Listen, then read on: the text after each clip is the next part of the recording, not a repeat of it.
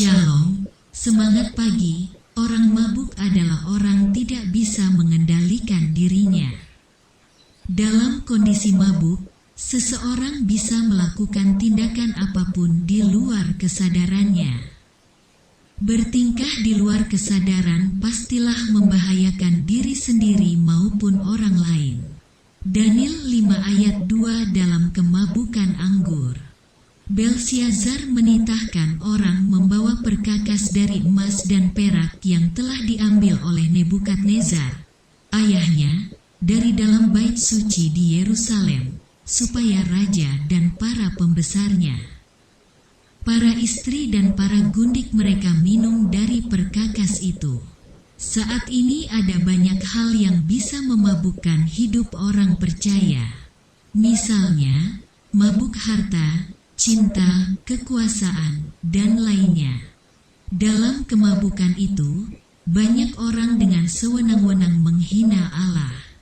Karena itu, marilah kita senantiasa mawas diri dan berdoa agar Allah selalu mengingatkan status kita sebagai umat Allah yang harus menjadi terang dan garam Allah bagi dunia yang gelap.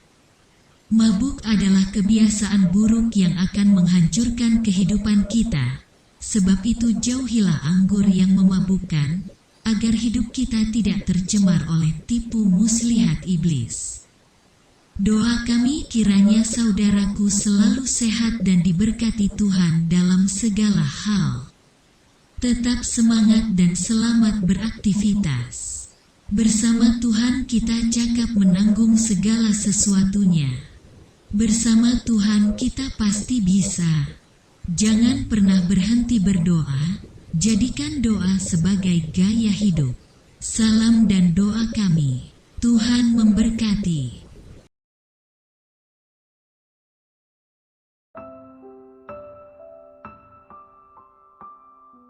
Shalom, semangat pagi sahabat kekasih Kristus. Jumpa lagi dengan Sapa Gembala. Hari ini Selasa 29 Maret 2022. Judul Bersama Tuhan, semua dapat kita lewati. Sebelumnya mari kita berdoa. Ku yakin saat kau berfirman, ku menang saat kau bertindak. Hidupku hanya ditentukan oleh perkataanmu. Bersabdalah ya Bapa Surgawi, kami siap mendengarkan. Dalam hikmat-Mu ya Yesus, kami bersembah. Amin. Bacaan Alkitab dinyatakan dalam Mazmur 56 ayat 4 dan 5. Waktu aku takut, aku ini percaya kepadamu. Kepada Allah yang firman-Nya kupuji. Kepada Allah aku percaya, aku tidak takut. Sahabat kekasih Kristus, di hari-hari seperti sekarang ini tak bisa dipungkiri banyak orang dihantui rasa takut. Banyak faktor yang membuat orang menjadi takut. Keadaan ekonomi yang buruk, nilai mata uang rupiah yang merosot, bencana alam terjadi di mana-mana sehingga orang menjadi takut terhadap masa depan hidupnya. Kita takut berarti merasa gentar atau ngeri menghadapi sesuatu yang dianggapnya akan mendatangkan bencana. Jika ketakutan dibiarkan berlarut-larut sehingga menjadi sangat berlebihan, akan menimbulkan fobia, yaitu rasa ketakutan yang berlebihan terhadap suatu benda, situasi atau kejadian yang ditandai dengan keinginan untuk lari atau menjauhi sesuatu yang ditakuti tersebut. Punya rasa takut adalah hal yang manusiawi, tetapi jika kita terus hidup dalam ketakutan setiap hari adalah tidak wajar, apalagi bagi kita orang percaya. Ketakutan yang terus dipelihara akan berdampak sangat buruk bagi diri sendiri, karena yang kukatakan itulah yang menimpa aku, dan yang kucemaskan itulah yang mendatangi aku. Aku tidak mendapat ketenangan dan ketentraman. Aku tidak mendapat istirahat tetapi kegelisahan yang timbul. Demikian Ayub bersaksi dalam kitab Ayub 3, 25-26. Jangan biarkan roh ketakutan membelenggu hidup kita. Kalau kita percaya sungguh kepada Tuhan, percaya akan firman-Nya, dan memegang teguh tiap janjinya, tentu kita tidak akan hidup dalam ketakutan lagi. Rasul Paulus mengingatkan kita dalam 2 Timotius 1 ayat 7, sebab Allah memberikan kepada kita bukan roh ketakutan, melainkan roh yang membangkitkan kekuatan, kasih, dan ketertiban. Kunci agar terbebas dari ketakutan adalah hidup dalam kebenaran. Asal kita melakukan apa yang baik dan benar, taat melakukan yang Tuhan kehendaki, maka kita akan hidup dalam damai sejahtera, ketenangan, dan ketentraman. Di mana ada kebenaran, di situ akan tumbuh damai sejahtera, dan akibat kebenaran ialah ketenangan dan ketentraman untuk selama-lamanya. Demikian Yesaya bersaksi dalam kitab Yesaya 32 ayat 17. Jika Tuhan ada di pihak orang benar, apakah yang dapat dilakukan manusia terhadap aku? Mazmur 56 ayat 5b. Tidak ada yang perlu ditakutkan lagi. Semua kembali pada seberapa besar iman percaya kita terhadap janji Tuhan. Bersama Tuhan kita cakap menanggung segala sesuatunya, sebab tangan kananmu memegang aku. Mazmur 139 ayat 10. Ingat, kita ada karena anugerah. Tuhan memberkati. Mari kita berdoa. Ku berserah kepada Allahku, di darat pun di laut menderu. Tiap detik tak berhenti, Bapa Surgawi terus menjagaku. Ku tahu benar, ku dipegang erat, di gunung tinggi dan samudera, di topan gelap, ku didekap. Bapa Surgawi terus menjagaku. Dalam belas kasih-Mu ya Yesus, kami berlindung. Amin. Salam Mentas.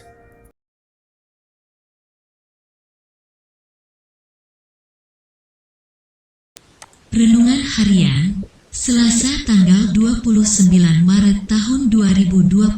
Bacaan Imamat 25 ayat 1 sampai 19, Wahyu 19 ayat 9 sampai 10. Di depan rumah, cerita indah dari Simbah ini lama sekali ku terima ceritanya. Karena simbahku yang bercerita juga sudah di sorga bersama dengan Tuhan. Tetapi cerita yang ditinggalkan simbah begitu indah membiusku. Dulu di setiap rumah, selalu siap kendi berisi air putih bersih. Diperuntukkan kepada siapa saja yang sedang dalam perjalanan. Ini aplikasi peduli zaman dulu yang patut ditiru, tetapi hari ini tak ada lagi. Karena tersiingi Fanta dan Coca-Cola, dan sejenisnya yang bisa didapatkan, bertebaran di mana saja, syaratnya uang juga harus siap sedia ada.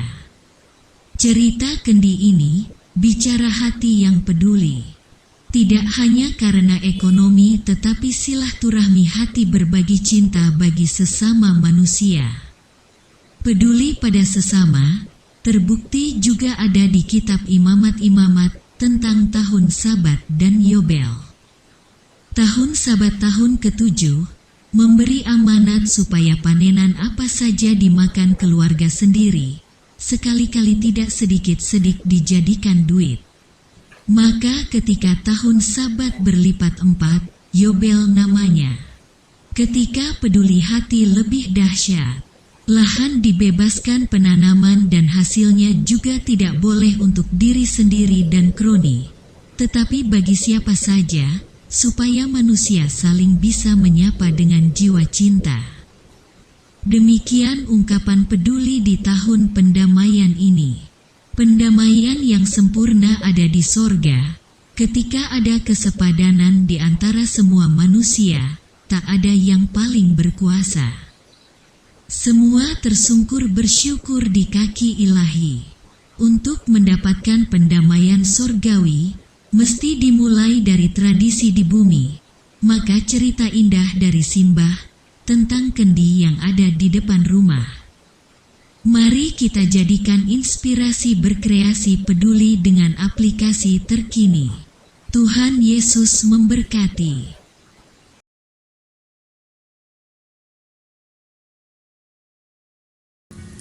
Hanya dekat Allah.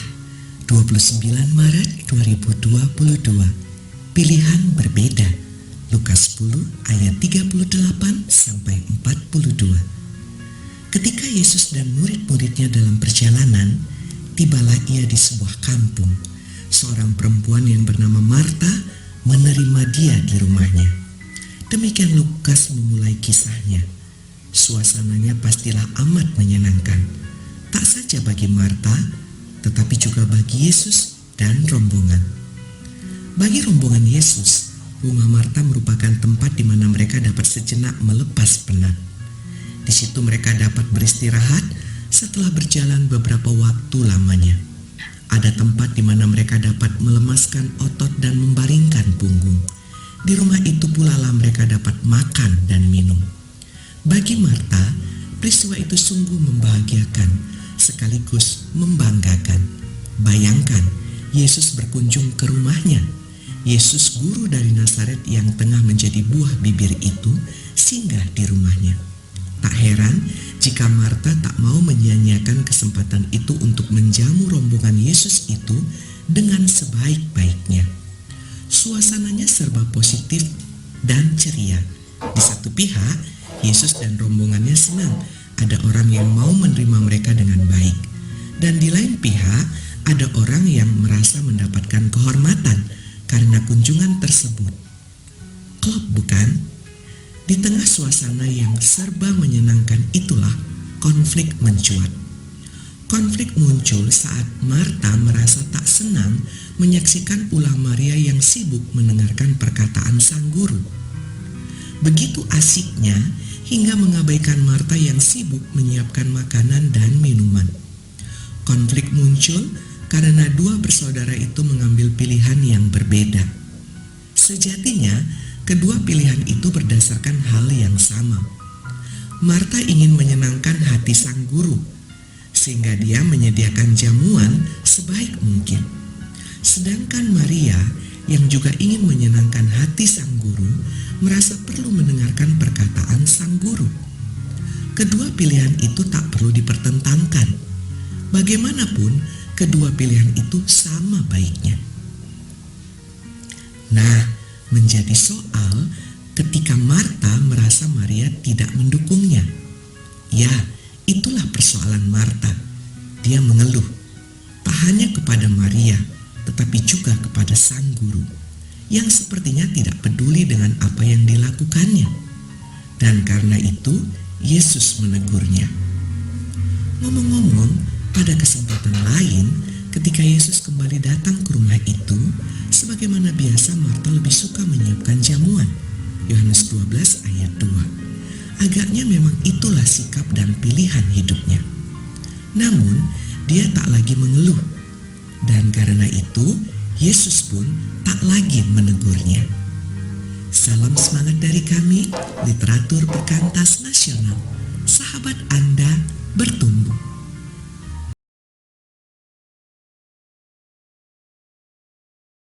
Lemah lembut bacaan, Matius 5 ayat 1 sampai 12 nas.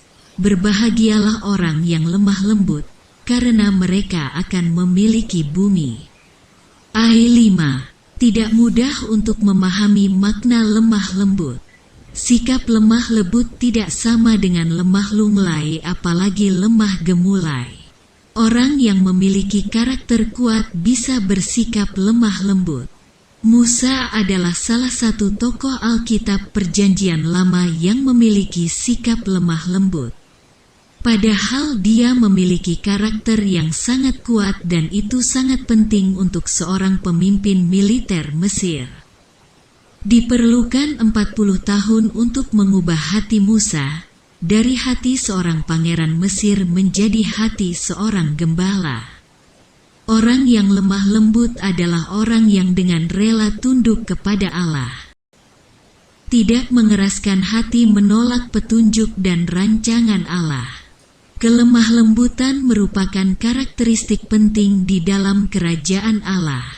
Oleh karena itu Yesus mengatakan bahwa berbahagialah orang yang lemah lembut. Allah kadang bahkan seringkali dengan penuh kesabaran membentuk dan mengubah seseorang menjadi orang yang lemah lembut sebelum memakainya menjadi saluran berkat bagi orang lain. Jika kita bersikap lemah lembut di hadapan sesama dan memberikan diri kita untuk dibentuk Allah menjadi pribadi yang sesuai dengan rancangannya, maka kebahagiaan sorgawi akan kita nikmati sekarang di bumi ini maupun kelak di langit dan bumi yang baru. Pada saat kita membiarkan diri kita dibentuk Allah, maka kita sedang bergerak mencapai tujuan kehidupan rohani kita, yaitu hidup menyatu dengan Allah. Itulah kebahagiaan sorgawi sejati.